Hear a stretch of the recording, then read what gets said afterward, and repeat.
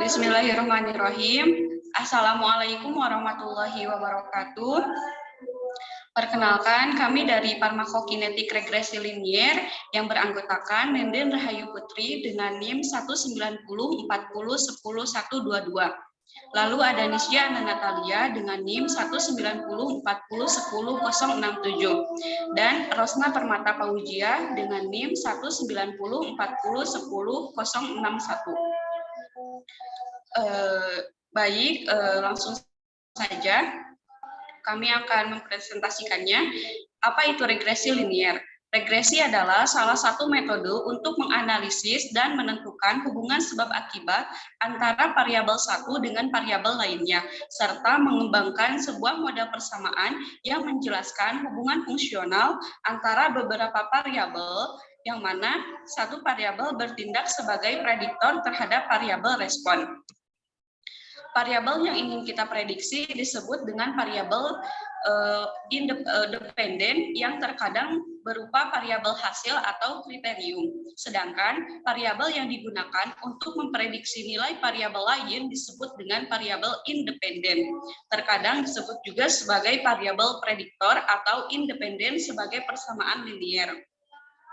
Nah, dalam analisis regresi hubungan antara variabel bersifat linier, yang mana perubahan pada variabel X akan diikuti oleh perubahan pada variabel secara tetap. Sedangkan dalam hubungan non-linier, perubahan X tidak diikuti dengan perubahan variabel Y secara proporsional. Selanjutnya, analisis regresi dapat dikatakan sebagai metode pendekatan untuk mengetahui arah pemodalan hubungan antara satu variabel terikat dan satu variabel bebas. Apakah memiliki hubungan positif atau negatif, serta untuk memprediksi nilai dari variabel terikat apabila nilai variabel bebas mengalami kenaikan ataupun penurunan. Dan biasanya data yang digunakan memiliki skala interval dan rasional.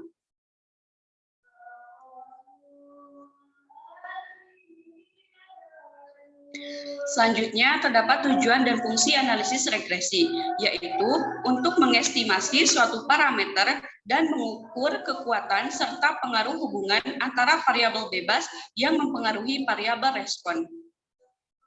Selanjutnya, terdapat rumus persamaan regresi linier, yaitu Y sama dengan A ditambah BX. Y merupakan variabel terikat, sedangkan X merupakan variabel bebas. Lalu ada A intercept dan B koefisien regresi. Nah, bisa kita lihat ya, di sini terdapat kurva positif dan kurva negatif. Pada kurva positif relationship, yaitu jika variabel dependen meningkat pada sumbu Y yang dipengaruhi dan variabel independen meningkat pada sumbu Y, sumbu X yang mempengaruhi, maka hubungan tersebut disebut dengan hubungan linier. Kemudian yang kedua, negatif linear relationship, yaitu jika variabel terikat berkurang pada sumbu Y dan variabel bebas bertambah pada sumbu X, maka hubungan tersebut disebut dengan hubungan linear negatif. Baik, selanjutnya akan disampaikan oleh Saudari Ocha. Adapun langkah-langkah analisis regresi linier. Yang pertama, tentukan tujuan. Yang kedua, identifikasi variabel respon dan variabel prediktor. Yang ketiga, pengumpulan data. Yang keempat, hitung rumus. Yang kelima, buat model persamaan regresi linier. Dan yang keenam, lakukan prediksi atau interpretasi dari persamaan regresi linier. Yang selanjutnya ada syarat variabel dalam regresi linier. Yang pertama, variabel X dan Y memiliki skala pengukuran sekurang-kurangnya interval. Yang kedua, data yang terkumpul harus memenuhi model dasar. Dan yang ketiga, pengumpulan datanya dapat dilakukan dengan cara yaitu variabel X ditentukan terlebih dahulu sekaligus dihitung X dan Y. Adapun hasil analisis regresi. Yang pertama, persamaan regresi, yaitu suatu formula yang mencari nilai variabel dependen dari nilai variabel independen yang diketahui. Yang kedua, ada signifikasi persamaan regresi, yaitu ketika seluruh model prediktor X1 atau X2 yang digunakan untuk memprediksi variabel target atau Y teruji berpengaruh secara statistik.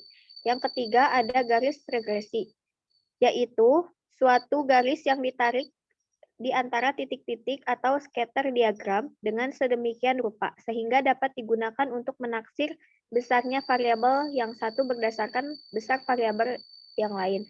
Yang keempat, ada koefisien korelasi, yaitu sebuah nilai yang dipergunakan untuk mengukur derajat keeratan hubungan antara dua variabel. Dan koefisien determinasi, yaitu suatu indikator yang digunakan untuk menggambarkan berapa banyak variasi yang dijelaskan dalam model. Selanjutnya ada prinsip untuk menentukan persamaan garis linier. Carilah suatu garis lurus yang membuat jarak antara titik pengamatan Y dengan nilai dugaan Y sekecil mungkin. Gambar pertama ada persamaan regresi linier, yaitu merupakan suatu model persamaan yang menggambarkan hubungan satu variabel bebas atau prediktor, yaitu X, dengan suatu variabel tak bebas atau respon Y, yang biasanya digambarkan dengan garis lurus, seperti yang disajikan pada gambar yang pertama ini. Yang kedua, ada persamaan regresi nonlinier. Regresi nonlinier itu ialah bentuk hubungan atau fungsi di mana variabel X bebas dan variabel terikat Y dapat berfungsi sebagai faktor atau variabel dengan pangkat tertentu. Baik, untuk selanjutnya akan disampaikan oleh Saudari Nisya. Untuk contoh soal, kami mengambil soal seorang apoteker akan melarutkan obat 20 gram dalam 100 ml air. Cuplikan larutan diambil secara berkala dan ditentukan kadarnya. Hitunglah nilai K dan nilai T setengahnya. Untuk waktu, satuannya jam, ada waktu ke 0, konsentrasi obatnya 100 mg per mili. Waktu 2, konsentrasinya 75, lalu 4, konsentrasi 50, waktu 6, konsentrasi 25, waktu 8, konsentrasi 12,5, waktu 10, konsentrasi 6,25, waktu 12, konsentrasi 3,13. Dari konsentrasi obat ini harus dilogkan dan hasilnya untuk konsentrasi obat 100 mg per mili hasil lognya 2, 75 hasilnya 1,9, 50 hasilnya 1,7, 25 hasilnya 1,4, 12,5 hasilnya 1,1, 6,25 hasil lognya 0,8 dan 3,13 hasil log konsentrasi obatnya 0,5.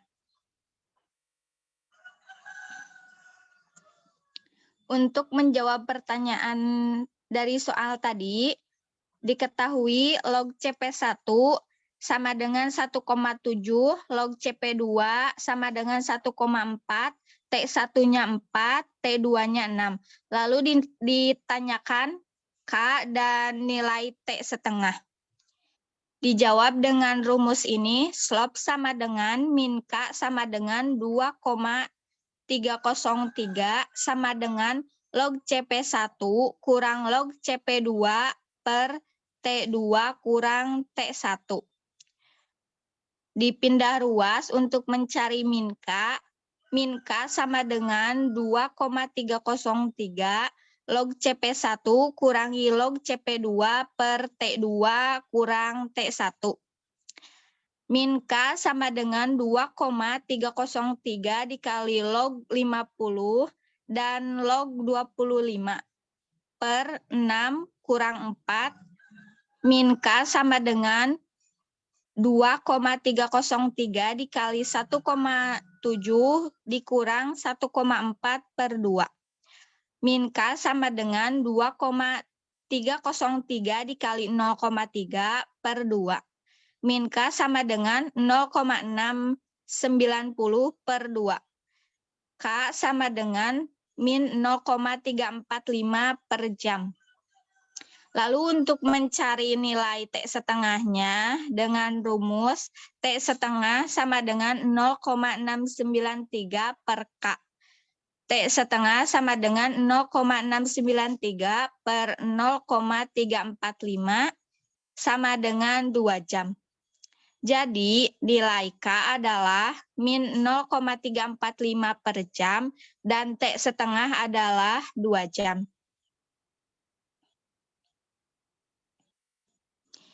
Ini bisa dilihat untuk kurva konsentrasi obat. Sumbu X adalah T, satuannya jam. Sumbu Y adalah CP, konsentrasi obat dalam plasma. Satuannya miligram per mili. Hasil grafiknya ini tidak lurus, mengalami kebengkokan.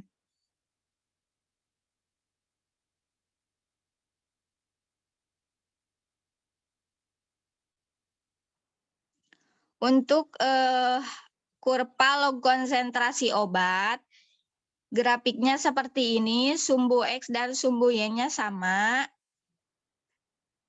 Dan kita untuk menghitung yang soal tadi itu diambil pada konsentrasi 50 mg per mili pada jam keempat dengan log 1,7 dan jam ke-6 dengan log 1,4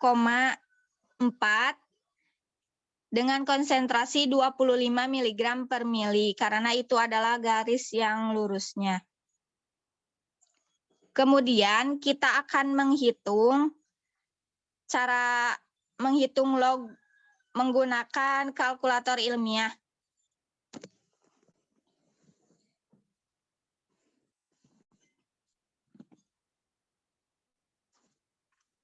Untuk menghitungnya, on-kan dulu kalkulator ilmiahnya, lalu log, tekan log. Misalkan kita mencari log 100, tekan 100. Maaf. Setelah ditekan log dan 100 sama dengan hasilnya 2. Untuk mencari log 75, tekan log 75 sama dengan hasilnya 1,87 dibulatkan menjadi 1,9. Satu kali lagi ya, untuk log 50, tekan log 50 lalu tekan sama dengan menjadi 1,698 dibulatkan jadi 1,7. Begitu pula cara menghitung log menggunakan kalkulator ilmiah.